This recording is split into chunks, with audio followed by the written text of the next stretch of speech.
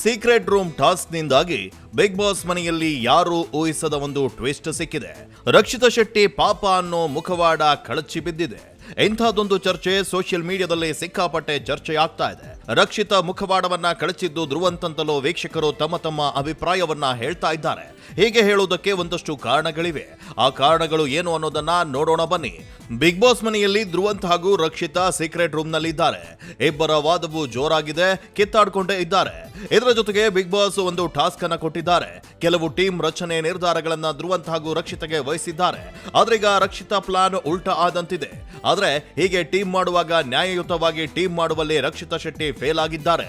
ಆದರೆ ಧ್ರುವಂತ್ ನ್ಯಾಯವಾಗಿ ಎರಡು ತಂಡಕ್ಕೂ ಸಮಬಲವಾಗಿ ಇರುವಂತಹ ರೀತಿ ಸ್ಪರ್ಧೆಗಳನ್ನ ನೀಡಿ ನಮಗೆ ಎಷ್ಟು ಪವರ್ ಕೊಟ್ರು, ನಿಯತ್ತಿಂದ ಆಡಬೇಕು ಅಂತ ತೋರಿಸಿಕೊಟ್ರು. ಆದ್ರೆ ಧ್ರುವಂತ್ ಪಕ್ಕದಲ್ಲಿದ್ದ ರಕ್ಷಿತಾ ಮಾತ್ರ ಇದಕ್ಕೆ ತದ್ವಿರುದ್ಧವಾಗಿ ನಡೆದುಕೊಂಡ್ರು. ಎರಡು ಪ್ರತ್ಯೇಕ ತಂಡ ಮಾಡುವಾಗ ನ್ಯಾಯವಾಗಿ ಸಮಬಲವಾಗಿ ಟೀಮ್ ಮಾಡಲಿಲ್ಲ. ಬದಲಾಗಿ ತಮಗೆ ಯಾರಿಷ್ಟವೋ ಅವರನ್ನ ಗೆಲ್ಲಿಸಲು ಅವರ ತಂಡವನ್ನ ಸ್ಟ್ರಾಂಗ್ ಮಾಡೋದಕ್ಕೆ ಮುಂದಾಗಿದ್ದಾರೆ.